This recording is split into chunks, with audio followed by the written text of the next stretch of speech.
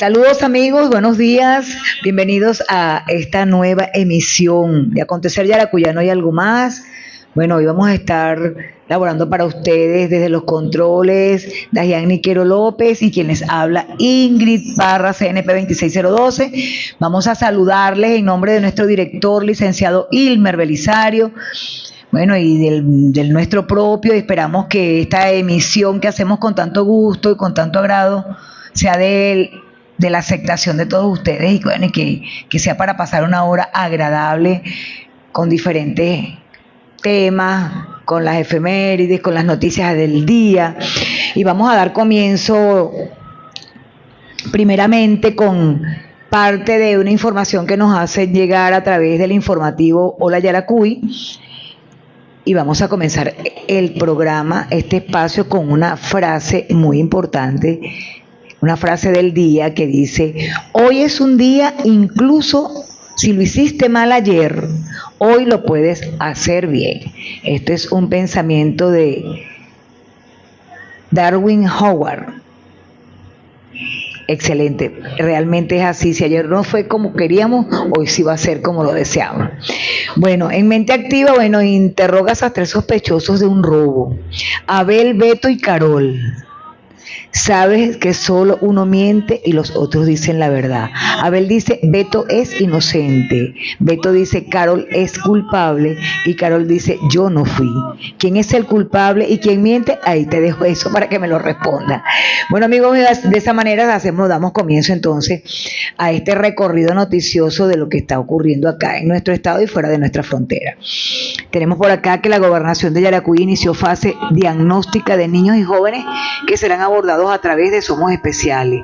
Desde la Escuela de Educación Especial María Pérez Bracho del municipio Bolívar, la gobernación de Yaracuy inició una nueva fase de captación y caracterización del programa Somos Especiales, una iniciativa que durante los últimos 3 años ha brindado acompañamiento constante a más de 1.100 estudiantes con condiciones diversas y que fortalecerá la atención con la inclusión de una nueva data de niños, adolescentes y jóvenes. Esta jornada fue acompañada por la primera dama Karen Míguez, quien en nombre del gobernador Leonardo Intosi profundizó que el despliegue, que se extenderá hasta el 10 de julio, forma parte de la planificación establecida para abordar los 14 municipios del estado de Yaracuy.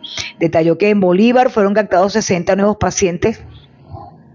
Miguel, junto a la alcaldesa Sol Colmenares y el equipo de la Fundación Regional El Niño Simón del Centro de Desarrollo para la Calidad Educativa y de ProSalud, refirió que esta fase diagnóstica priorizó evaluación de pediatría, medicina general, nutrición, peso y talla, atención primaria que permitirá especificar la asistencia especializada y exámenes que requiere el niño. Así determinar el tratamiento ajustado a la patología que presenta. Bueno, felicitaciones, increíble, de verdad, muy bueno eso. Bueno, este recorrido que les hacemos noticioso, bueno, es cortesía de ese muy importante noticiero que nos hacen llegar desde la Secretaría de Comunicación de la Gobernación del Estado. Otra noticia muy importante que tenemos por acá es que productores reciben asesoría técnica para fortalecer la crianza sostenible de porcinos en Yaracuy. La Gobernación de Yaracuy, a través de la Secretaría de Desarrollo Económico, desplegó una jornada de inspección y asesoramiento técnico en el asentamiento campesino San Jerónimo y Nueva Segovia, ubicados en la comuna Sembrando en Revolución, con el propósito de impulsar prácticas que mejoren la productividad y el bienestar animal.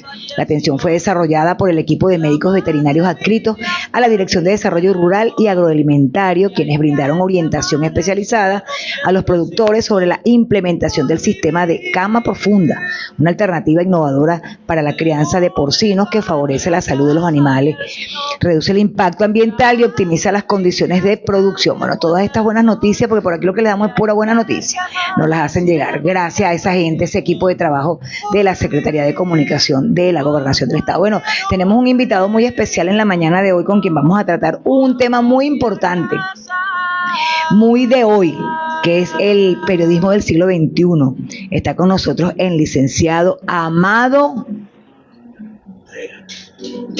Utrera, Amado, es que me cuesta es raro el apellido Amado Utrera, periodista reconocido de nuestro estado de Yaracuy, colega, a quien estimamos muy profundamente.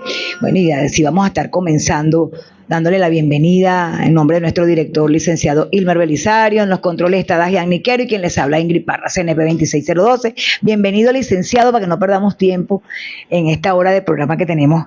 Bienvenido a este su espacio Acontecer Yaracuyano y algo más. Gracias, Ingrid. Gracias a toda la audiencia de Radio Pana. Te entiendo, mi apellido es bastante complicado.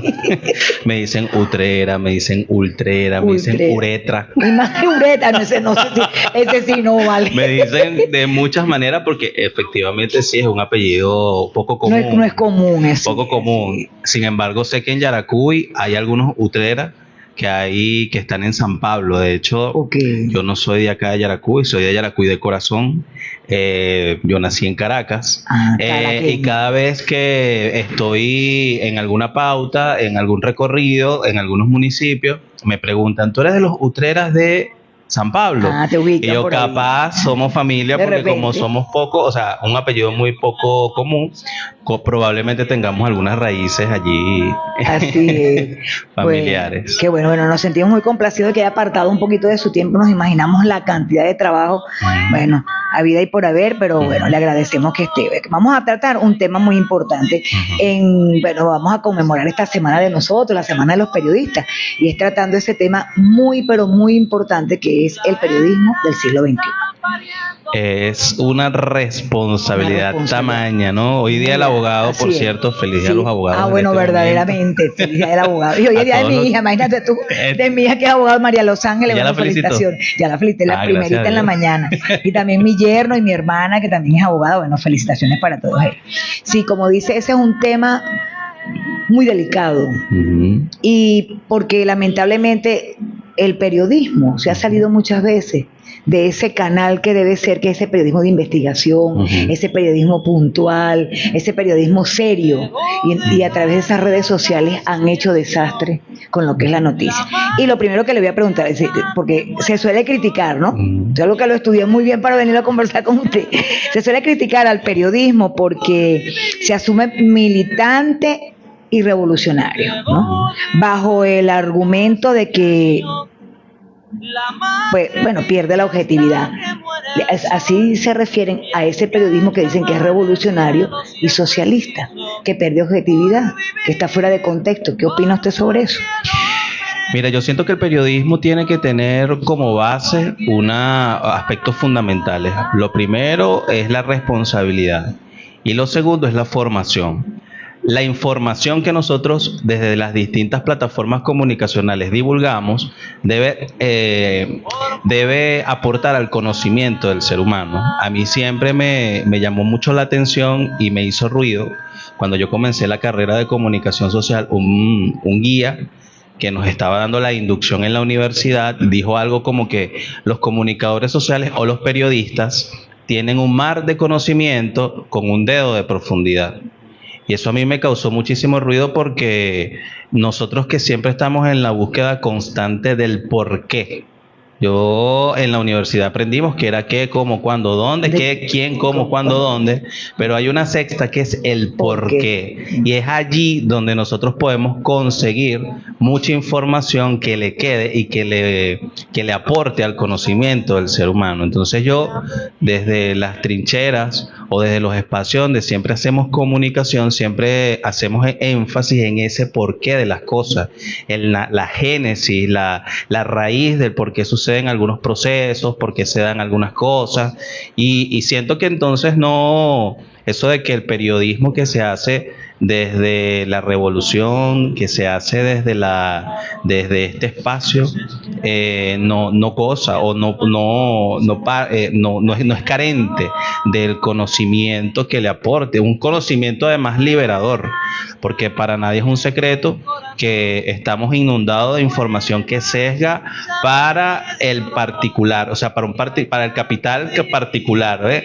El conocimiento que nosotros tratamos de divulgar a través de nuestras trincheras permite eso, es liberar la mente y conocer por qué se dan ciertos procesos actualmente. Eso es muy profundo para quienes no entienden eso, y para quienes desde la crítica solamente lo que hacen es distorsionar o desvirtuar lo que hacemos. Pero es un debate que podemos dar y es un debate que estamos preparados para dar, de hecho. Y es muy importante darlo, es necesario en este momento darlo. ¿Cómo se define la verdad periodística cuando se define un proyecto social y político concreto? La verdad es bastante, es difusa, porque bueno, siempre están algunas intenciones, o siempre hay esa perspectiva desde donde se vea. Yo siento que es más que la verdad es el hecho concreto. ¿Ve? Yo creo que nosotros, cuando hacemos análisis de los procesos que se dan en los espacios históricos, debemos ir al hecho concreto, lo que sucedió realmente, sin sesgo, sin malinterpretación, sin nada que pueda contaminar lo que dio origen a algún proceso en específico. Entonces, más que verdad, yo hablo del hecho concreto para poder entender ciertos procesos que se dan en el hecho histórico, pues. Perfecto. Fíjate que frente a los grandes monopolios que son mediáticos, transnacionales, ¿cuáles son las principales trincheras discursivas que debe defender hoy el comunicador comprometido? Mira, el boca a boca es importante. El boca a boca, ahorita ahí sí, por supuesto, hay mucho auge en las redes sociales, mucha información que se divulga, pero yo siento que cuando tú logras tener una red de interconexión, esta palabra lo dice una de nuestras compañeras en el gobierno regional, que a veces con jocosidad le hacemos algún tipo de comentario, pero es que es realmente así, una red de interconexión. Cuando tú comienzas a tener un grupo y comienzas a hablar sobre lo que realmente sucede, sobre cuál es el porqué de las cosas, yo siento que eso se va multiplicando. Pero además de eso, ahorita hay una gran democratización, digo entre comillas, de los medios de comunicación o de las redes de comunicación. Por ejemplo, quien tiene la oportunidad de tener un TikTok, de tener un Instagram, se puede desmarcar de toda esa información que parte y que nos inunda, que va más bien a sesgarnos y a taparnos los ojos, a confundirnos. Además, yo creo que quienes tienen esa capacidad de oratoria, además de celebrar el periodismo, yo soy más bien de celebrar la comunicación, porque una de las diferencias que hay entre el periodismo y la comunicación es que la comunicación es natural. Una persona puede nacer con profundas cualidades comunicativas para ejercer una influencia sobre un cierto público, y hay quienes la utilizan de manera negativa y hay quienes la utilizan de manera positiva. Entonces, ojo, y hay periodistas que carecen de esa cualidad comunicativa. ¿Ves? Entonces, yo lo que celebro es la comunicación, es la capacidad que tiene la gente, que tiene ciertas personas de comunicarse, de llegar con mensajes claros. Entonces, quienes tienen esa cualidad y además tienen la oportunidad de tener ese conocimiento sobre lo que ocurre realmente, el porqué de las cosas, creo que pueden utilizar esas cualidades y las distintas trincheras para divulgar el hecho concreto. Perfecto, fíjate. El proceso revolucionario exige lealtad frente a los ataques externos, pero también autocrítica para avanzar, ¿verdad? ¿Cómo debe manejar el periodismo del siglo XXI la denuncia burocrática o la ineficiencia sin que esto sea instrumento totalizado por la derecha? Porque es delicado, esa parte es muy delicada, porque a veces piensan que cuando no es defender, es aclarar, porque muchas veces, como tú estamos diciendo, se transversa la información y se dice lo que no es, y es bueno aclararlo, es bueno aclarar. Lo primero que hay que tener es está rico este café, gracias a la directiva de Radio Pano por brindarnos este café sin azúcar como se debe tomar. Como se debe tomar. Porque si no los antioxidantes no hacen nada. Correcto. Lo primero que hay que tener es la humildad desde las instituciones de reconocer que no todo es perfecto. Como todo. Como todo es perfectible. Y el comunicador o el periodista que hace la denuncia o que hace la crítica tiene que tener un objetivo claro. Y el objetivo claro es la intención de que lo que se esté divulgando sea con el único objetivo de corregir las cosas. Mira, yo siento que hay canales. Si usted, por ejemplo, si yo que soy un periodista y tengo la oportunidad de tener una relación personal con algún funcionario público y puedo hacerle la crítica en privado, ¿verdad? Es mejor. Puedo hacerle la crítica en privado. Bueno, yo creo que sería una buena vía para que en privado se puedan tomar las correcciones, se puedan decir las cosas abiertamente. Pero si yo voy a utilizar la crítica para ensalzar mi personalidad, mi imagen y para mostrarme al público como una persona que critica de manera fehaciente los procesos porque yo quiero que las cosas se hagan bien, yo creo que eso hay que evaluarlo, ¿sí? Claro. Aquí, créame que hay mucha gente que tiene esa oportunidad. Hay muchas personas que ejercen la comunicación o el periodismo que tienen la oportunidad de tener relaciones personales con los funcionarios públicos. Y yo creo que si esa persona tiene esa oportunidad, creo que puede ir, mira, en la buena intención de los procesos, mira, yo creo que se puede mejorar esto, tal cosa. Pero si tú ves que esa crítica que tú estás haciendo no se toma en cuenta, entonces ahí es donde tú tienes la oportunidad de hacer la crítica de manera pública, ¿ves? Entonces yo siempre creo que primero, el funcionario público, la institución, tiene que tener la humildad de saber que no todo es perfecto, todo es perfectible. Y el comunicador o periodista que hace la crítica tiene que tener el objetivo bien claro de que no se trata de que lo haces para ensalzar tu imagen, sino para que realmente se mejoren las cosas. Claro, es que yo considero que si realmente lo que quieres es ayudar, la idea es eso, llega hasta la institución, conversa con el encargado de la situación y plantéale desde tu punto de vista cómo se ve lo que está pasando para que haya un correctivo, correcto, si lo cree necesario. Correcto. Y como usted dice que si la persona hace caso omiso a la sugerencia de esa persona, de ese comunicador social, de ese periodista, bueno, entonces allí sí, no sé, buscar los medios como para aclararle que sí está funcionando mal. Hay niveles, por supuesto, hay niveles. Mira, en el caso yaracuyano, mira, acá todos nos conocemos. Acá nos vemos en la Quinta Avenida, aquí nos vemos en los establecimientos comerciales que no voy a decir sus nombres para no darles publicidad. No, si no son si no son patrocinantes, no. Nos conocemos y siempre tenemos la oportunidad de que somos primos, de que somos compadres, que somos hermanos, que somos amigos, de que mi hijo estudió con su hijo, ¿sí me explico? Entonces, en el contexto yaracuyano se pueden dar esa interrelación. Sí, porque es un espacio donde todos podemos tener una convivencia y todos nos conocemos. ¿Sí me explico? Sí. Bueno, a nivel nacional o en el territorio nacional sí es bastante complicado porque, bueno, digamos que capaz no podemos llegar a esos centros de poder en algunos contextos, pero aquí en el caso yaracuyano yo creo que se puede lograr, claro que sí.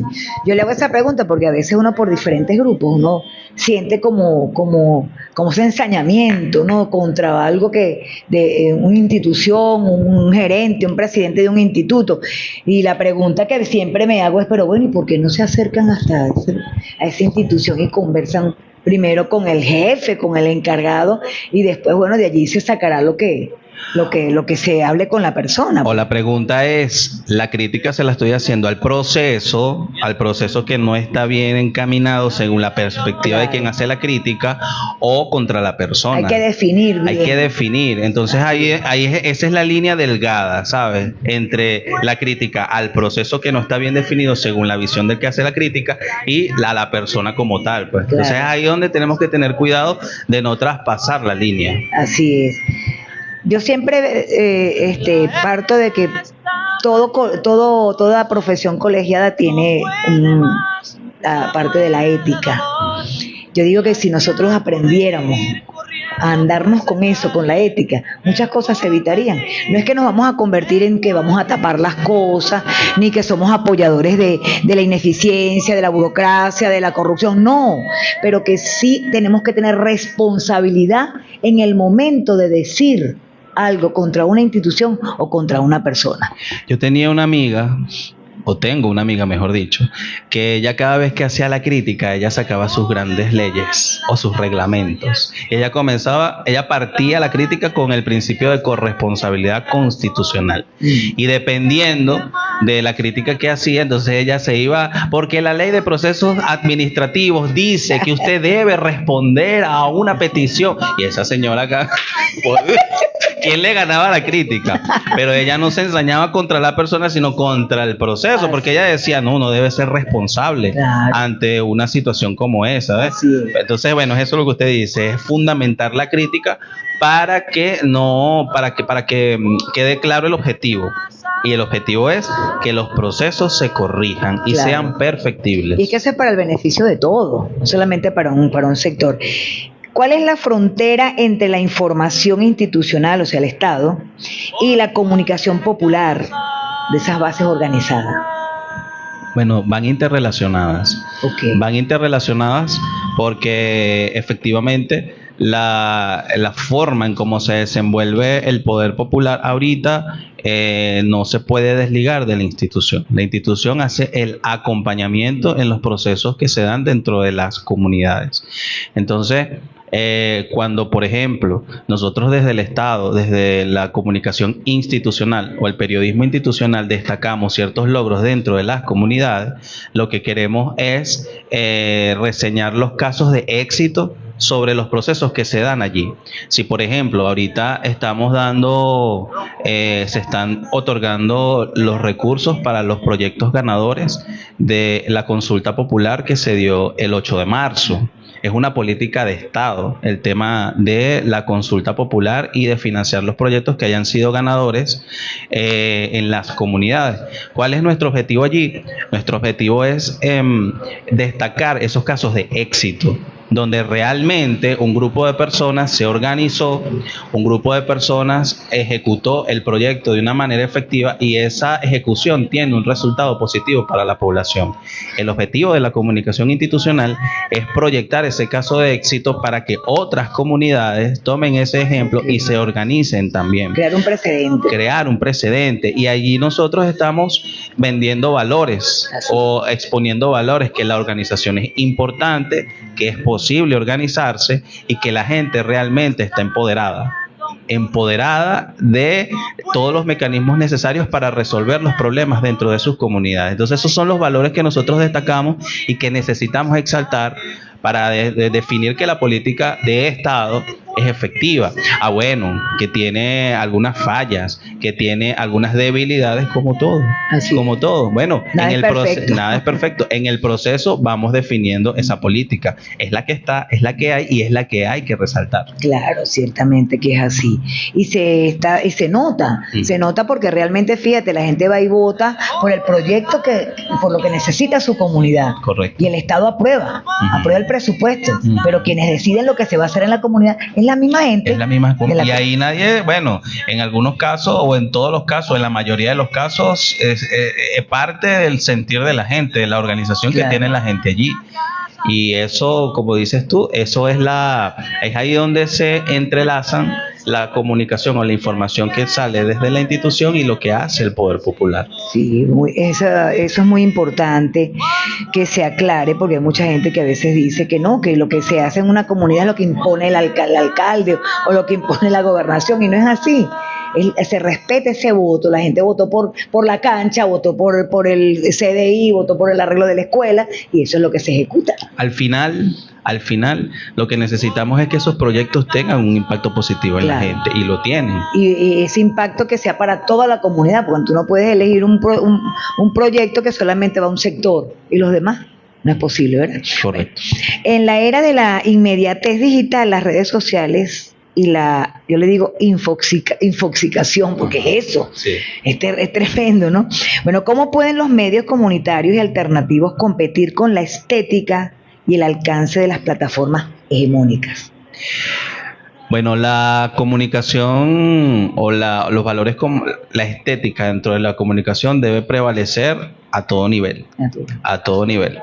Si usted tiene una emisora, tiene una estación de radio dentro de una comunidad, yo creo que la estética debe mantenerse para poder llevar la información de manera atractiva a quienes lo escuchan. Eso no forma parte, eso no es un valor que le pertenece a ciertos poderes hegemónicos. No. Eso es algo que está, esa es una herramienta que existe y que todos tenemos acceso a ella.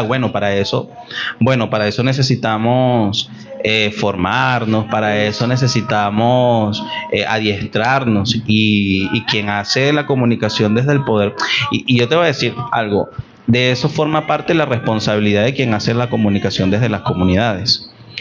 La responsabilidad nace desde el momento en que esa persona se forma, desde el momento en que esa persona toma conciencia y dice: debo adiestrarme para poder tener las herramientas necesarias y llevar una información estéticamente bien cuidada y que sea clara y entendible para mi comunidad.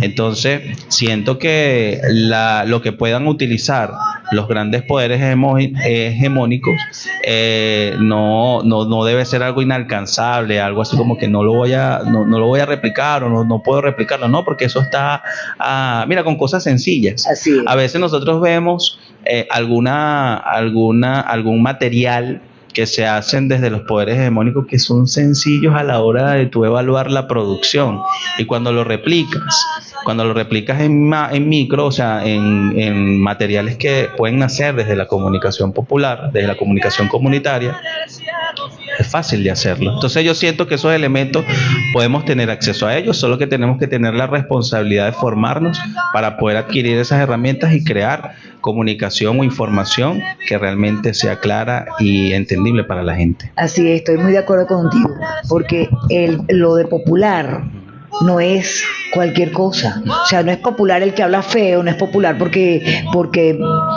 no cumple las normas de una sociedad, no. Se ha malinterpretado eso de la comunicación popular, de que cualquiera puede agarrar un micrófono y decir cualquier barbaridad, y no es el hecho, porque si nos dan esos espacios, entonces vamos a formarnos para darle a nuestra gente, a nuestra comunidad, una información veraz y de nivel. Correcto. Y no es necesariamente de repente que sea un periodista, ¿verdad? Pero sí se puede, ese comunicador popular puede formarse. Correcto. Puede formarse quizás haciendo algunos talleres, diplomados, para eso. Imagínate tú lo grande que es la parte de la Universidad Bolivariana de Venezuela, como la carrera de comunicación social, sí, está allí. Está, creo que también, que la de técnico en producción de medios y sí, medios. Sí. Okay.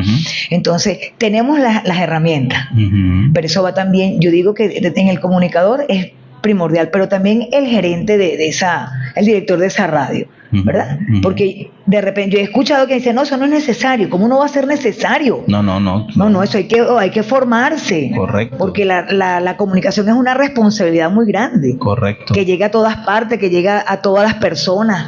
¿Y qué le vas a brindar a toda esa persona que está escuchando del otro lado de esa onda hertziana? Mira, y eso de la comunicación popular y alternativa, o digamos, la comunicación alternativa no es desde ahorita. El curso de locución de la Universidad Central de Venezuela lo primero que te pide es que seas profesional, sí, y no necesariamente que seas profesional de la universidad, profesional de la comunicación, no necesariamente tienes que ser periodista. Es verdad. Entonces tú puedes ser abogado con grandes cualidades de comunicación, tú puedes ser arquitecto con grandes capacidades de comunicación, puedes ejercer cualquier carrera con grandes habilidades de comunicación, hacer tu curso de locución y tener un programa de radio que dé cuenta de la profesión que tú ejerces. Claro, ¿ves? Excelente. Entonces, eso de la comunicación alternativa no es de ahorita, eso tiene mucho tiempo, tiene muchos años. Bueno, que ahorita la forma de ejercer, que hay algunas personas que no hacen honor o algunas personas que desvirtúan el ejercicio de la comunicación popular, yo siempre voy a defender la formación. yo siempre voy a defender eso que te acabo de decir anteriormente, la responsabilidad de una persona de formarse, de adquirir las herramientas para poder, y no solamente para convertir la información en clara y entendible, sino también para que tengas dominio del tema que estás hablando o que estás transmitiendo. ¿Por qué? Porque puedes incurrir en el error de transmitir una información que para la gran mayoría del colectivo te van a decir que, o sea, lo van a asumir como verdad. ¿Por qué? Porque capaz no tienen ese conocimiento que tú puedas estar transmitiendo. Pero si ese conocimiento es vago, entonces estás malformando y desinformando. O desinformando a la población sobre ese conocimiento, y siempre va a haber alguien por allí. Por eso es que yo a los muchachos en la oficina, en el equipo, siempre les digo, mira, nosotros tenemos que pensar en ese 1% que sabe de lo que nosotros estamos hablando. Nuestra información tiene que estar bien configurada pensando en que siempre hay 1 o 2% de la población que tiene conocimiento sobre lo que nosotros estamos hablando, sobre lo que nosotros estamos comunicando. Entonces, en base a ese 1 o 2%, nosotros tenemos que configurar la información para que la gran mayoría pueda formarse o dejarle un conocimiento exacto a la gran mayoría que carece de eso que estás transmitiendo, o de esa información que estás transmitiendo. Excelente. Ahora vamos a hablar un poquito de la dirección de comunicación de la gobernación, cómo está el trabajo, en qué están ustedes en este momento inclinados en este momento histórico el que estamos viviendo en nuestro país. Y desde allí la responsabilidad, me imagino, de ustedes es demasiado grande, como también de nosotros como comunicadores sociales, ¿no? Que nos cuente, Amado, qué tal es ese equipo, qué vienen haciendo, qué se están proyectando para el futuro o para estos momentos. Mira, nosotros en este momento hemos asumido una comunicación abierta para los voceros del Ejecutivo Regional. ¿Cómo así? Mira, ¿cómo es eso? ¿Cómo se come eso? ¿Cómo se come eso? Bueno, nosotros desde que asumimos esta responsabilidad y desde que el gobernador del estado, el profesor Leonardo Intozzi, ha estado con mucho movimiento en la calle, ejecutando y generando resultados concretos. Y cumpliendo con compromisos de campaña, con compromisos que adquiere dentro de las comunidades. Nosotros hemos incentivado a nuestros voceros del gobierno regional. Cuando hablo de nuestros voceros, nuestros secretarios, nuestros presidentes de instituto y nuestros directores, para que ellos actúen como amplificadores sobre esa gran política de comunicación o esa política pública que está ejecutando el gobernador. El gobernador afortunadamente tiene una cualidad, que es que él impacta a todos los públicos y su mensaje es totalmente entendible. Además que él es abierto y él es democrático a la hora de las vocerías. Entonces, si por ejemplo él está ejecutando un proyecto de agua en X comunidad, quien ejerce la responsabilidad, en este caso dentro del Ejecutivo Regional o dentro de las direcciones nacionales que hacen vida en la región, en el estado, tienen la oportunidad de ir a las estaciones de radio, a los distintos medios de comunicación, a amplificar e ir al detalle sobre lo que se está realizando. En este momento estamos haciendo algo maravilloso en las comunidades rurales del estado de Yaracuy. Estamos ejecutando la rehabilitación de vías agrícolas. Ya casi 1000 kilómetros de vialidad agrícola hemos realizado en las distintas comunidades de los 14 municipios del estado de Yaracuy. Y en este momento el presidente de Yaracuy Bonito, el ingeniero Miguel Mendoza, va a las estaciones de radio para ir al detalle de ese gran trabajo que se está realizando dentro de la vialidad agrícola del estado, porque no es solamente la vialidad agrícola, también es la reparación de esa maquinaria que pertenece a la institución para poder ejecutar ese trabajo. Entonces, en cada una de las áreas cada vocero tiene la responsabilidad de ir a amplificar esa gran política pública que aplica el gobernador profesor Leonardo Intonsi. Entonces hemos, desde la Secretaría de Comunicación e Información, hemos configurado eso para lograr la democratización de las vocerías. Eso en el área de gestión. También hemos tratado de hacerle seguimiento a cada uno de esos proyectos para que se vea el cumplimiento de la palabra empeñada del gobernador Leonardo Intonsi. Si, por ejemplo, el gobernador se compromete a enviar materiales, a enviar equipos o a dotar al hospital, en este caso, el año pasado, él anunció la incorporación de un tomógrafo. Nosotros le vinimos haciendo un seguimiento para que la gente se diera cuenta de que la palabra empeñada se cumplió, y ese control y seguimiento lo venimos haciendo o tratamos de hacerlo desde los materiales que sacamos desde la Secretaría de Comunicación e Información. También hemos venido trabajando y en este momento tenemos una campaña de San Juan, una campaña para informar a la gente sobre los elementos que envuelven ese ciclo festivo. Lo hicimos anteriormente con la celebración de María Leonza, que nos fuimos más hacia la parte cultural, hacia la tradición, hacia lo que envuelve el ritual agrario, y lo llamamos María Leonza, Ritual de la Tierra, Abrazo de la Madre. Y tratamos de informarle a la gente, de dar a conocer a la gente de dónde partió esa festividad y qué era lo que envolvía, más allá de lo que nosotros vemos el 12 de octubre, claro, dentro de ese espacio. Porque lo que se conoce es eso, ¿no? Correcto, pero necesitamos ir al porqué. Así. Entonces, lo mismo estamos haciendo en este momento con San Juan. Entonces, bueno, vemos allí qué significan las banderas de colores, la bandera amarilla, qué significa, vemos allí por qué el sangueo golpeado y el sangueo corrido, qué significado tenía eso dentro de la época colonial, y que era los esclavos en ese momento, con el sangueo. Ellos lograban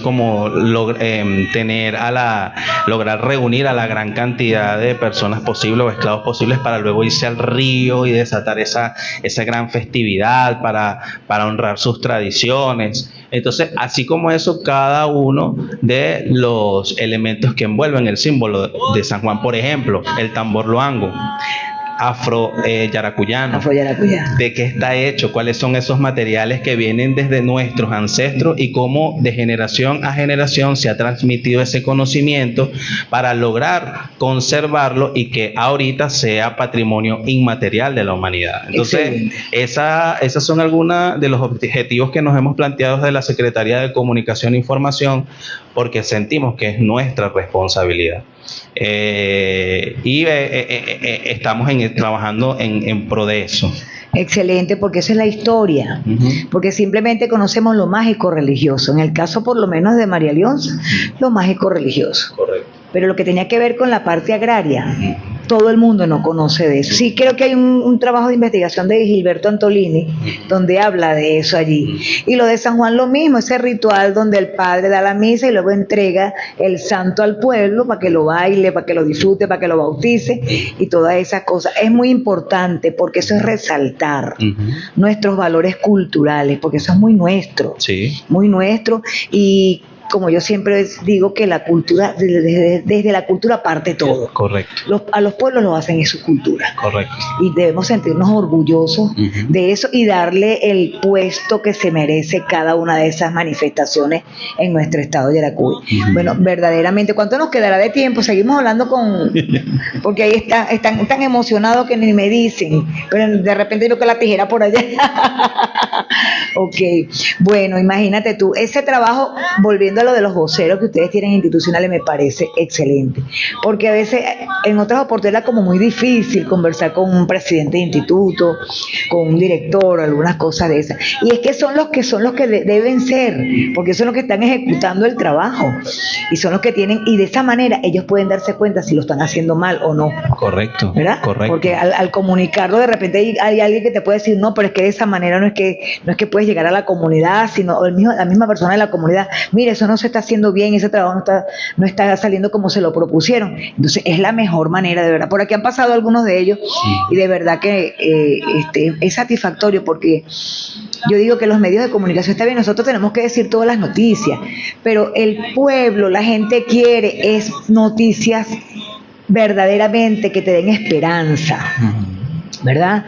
Que te saquen de ese apartado donde lo que presenta es la desesperanza, la tristeza, el no va a haber, el no se va a poder. No, sí se puede y se está haciendo.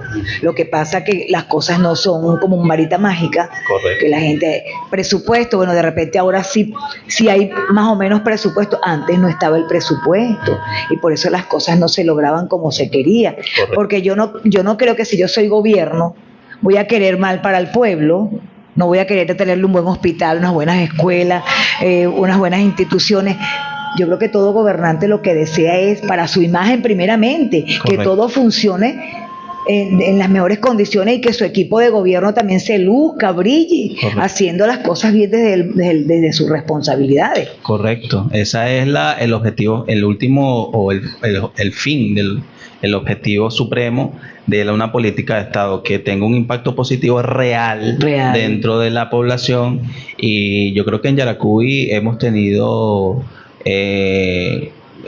funcionarios públicos que ejercen cargos de elección popular que tienen ese objetivo, y por eso Yaracuy es referencia a nivel nacional. Así es. Yo le hago mucho seguimiento por las redes al gobernador y yo lo veo a él en todas partes, tú sabes. O sea, esto ya lo vi, creo, con una pala, ¿no? Algo era que estaban haciendo en una carretera y en las cuestiones de los pozos de agua.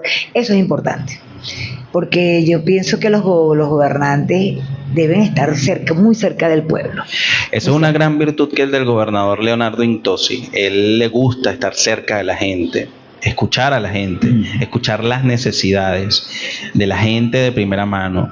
Esa fortaleza que tiene de venir de la base popular, venir, como él comúnmente lo llama, de barrio, de saber cómo se bate el cobre en las comunidades. Y cuando tú escuchas su discurso, Ingrid, tú te das cuenta que es una persona que es conocedora y que sí realmente viene de allí, porque maneja unos códigos que única y exclusivamente las conoce quien ha estado desde ese lado.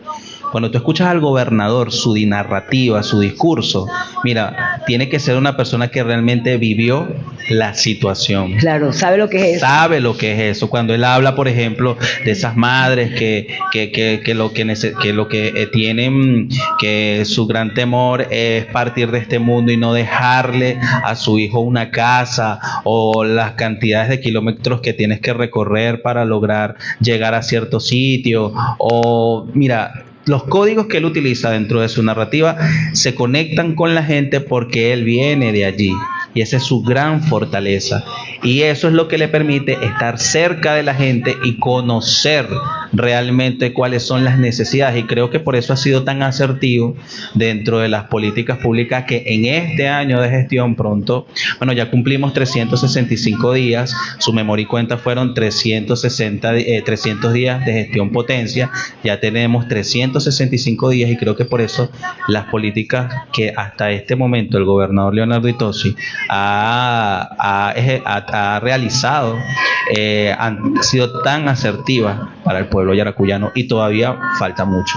Excelente. Todavía falta mucho. En estos días creo que se realizó algo en el centro de prensa para los abuelos. A mí ese programa, eso a mí me llama mucho la atención, porque esa es una población muy vulnerable. Muy vulnerable, y se requiere de verdad, como yo lo veo desde el punto de vista como lo expresa la presidenta encargada, la doctora Delcy Rodríguez Gómez.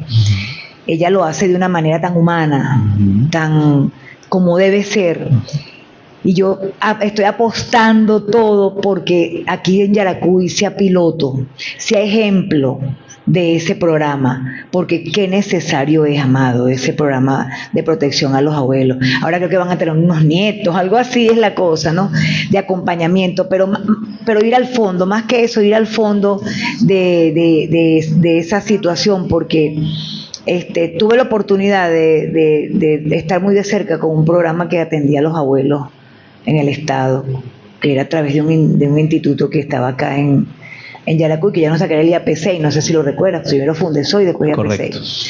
Aquí en Yaracuy funcionaban 12 casas de los abuelos, una en cada municipio. El único municipio que no tuvo esas casas fue Cocorote, porque tenía el INAS, y no teníamos por qué tener una casa porque ya se ayudaba al INAS en muchas cosas, ¿no? Y funcionaba muy bonito ese programa. Qué bueno que retomaran ese programa y lo insertaran con esto que está llevándose a cabo ahorita, y la responsabilidad de esas casas de la mano con los alcaldes, cada alcalde asumir esa responsabilidad de ese espacio para los abuelos. Ya lo que haría, yo lo digo instituto, pero puede ser una dirección, ¿no? Se encargaría de estar allí pendiente de que las cosas funcionen bien, porque de esa manera se controla más esa parte de los adultos y adultas mayores. Ingrid, nosotros con esa política pública, bueno, como tú misma lo has dicho, emanada desde la presidenta encargada Delcy Rodríguez, siendo ejecutada en el estado de Yaracuy por el gobernador Leonardo Itosi y todo su equipo de trabajo, nosotros estamos atacando es la consecuencia, ¿no? Okay. A veces alguna situación allí de abandono para nuestros adultos, violencia para nuestros adultos mayores. Pero yo siento que la sociedad debe ir al origen de eso. Y el origen de eso es concientizar a la familia, por supuesto, sobre lo importante que es brindarle protección a nuestras abuelas y a nuestros abuelos. Mira, esto para mí es bastante sensible porque yo no tengo mi abuela en este plano. Mis abuelos, todos mis abuelos partieron. Pero tengo una conexión muy profunda con mi abuela materna porque fue quien me crió. Okay. Y ahorita ella partió cuando yo era más joven. Tenía 20 años en ese momento, estaba en proceso de formación y bueno. Y ahorita que tengo 36 años, ¿cómo me gustaría tenerla viva? ¿Cómo me gustaría tenerla a mi lado para brindarle esa protección con estas posibilidades que uno, bueno, en el trabajo, uno va allá para allá, de brindarle la protección que requiere, ¿sabes? Que se merece. Que se merece, porque uno lo vio, pues. Y a ellos les tocó fuerte, esos abuelos les tocó muy fuerte. Tuvieron una formación y además, como dices tú, les tocó muy fuerte. Yo siempre escuchaba los cuentos de mi abuela, los cuentos de mi abuelo, y entiendo su posición. Y a veces veo ciertas situaciones dentro de las comunidades que me recuerdan las historias de ellos.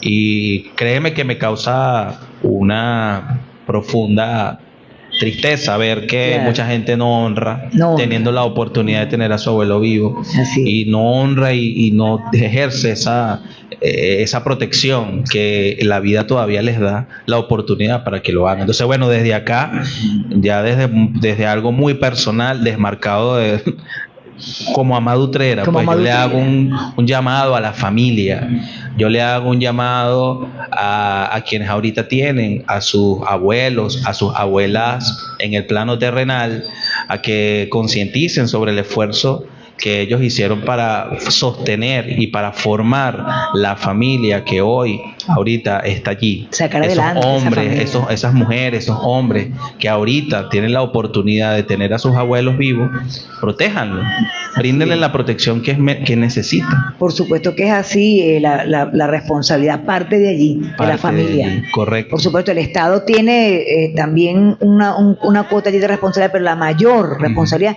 es la familia, y la familia debe velar por sus adultos mayores y atenderlos y estar allí siempre al pie del cañón, como decimos nosotros. Bueno, correcto. Ya nos llegó la hora de despedirnos, o sea, una canción, ha llegado la hora.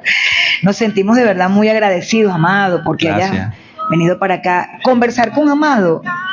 Yo ahora sí puedo decir que conozco a Amado Utrera, es muy humano, una persona muy sensible, muy humana, me agradó bastante conversar contigo. Gracias. Espero que en otra oportunidad que tengas algún tema que quieras que se transmita, bueno, estamos completamente a la orden por acá, por acontecer Yaracuyano y algo más, porque me interesa mucho lo que pasa en Yaracuy, hay que proyectarlo bastante, aparte de eso que este programa va a ser retransmitido a otros estados, Dios mediante, entonces se llega a saber qué es lo que estamos haciendo aquí. Bueno, desde aquí un saludo, bueno, a todo el equipo de gobierno del profesor Leonardo Intochi, de verdad, fuerza, pa'lante y a seguir luchando por el bienestar de este estado, que es el mejor estado de Venezuela. Al gobernador, bueno, le pedimos a Dios que le dé mucha voluntad, fortaleza, salud, para que siga, para que continúe, le dé continuación a este proceso de cambio acá en nuestro estado, donde las cosas van a funcionar cada día mejor, y bueno, y que Dios lo bendiga. A ustedes, amigos, gracias por estar allí a través de las redes y a través de la 101.9 FM de Pana, porque somos venezolanos, de esta servidora Ingrid Parra, CNP 2602, de Dajean Niquero desde los controles, y de nuestro director Ilmer Belisario. Bueno, nos despedimos con mucho agrado. A ti, Amado, de corazón, mil gracias por haber estado aquí. Y chévere, pues. Gracias Ingrid, gracias a Radio Pana y sobre todo desde el equipo de gobierno, en nombre del equipo de gobierno, en nombre del gobernador Leonardo Intochi, les agradecemos profundamente ese apoyo que nos dan para brindar toda la amplificación sobre las políticas que venimos ejerciendo desde la gobernación bolivariana del estado de Yaracuy. Así debe ser, para eso son los medios de comunicación. Bueno, amigos, se portan mal y ya saben, si lo hacen, invitan. Hasta la próxima, entonces, Dios me los bendiga.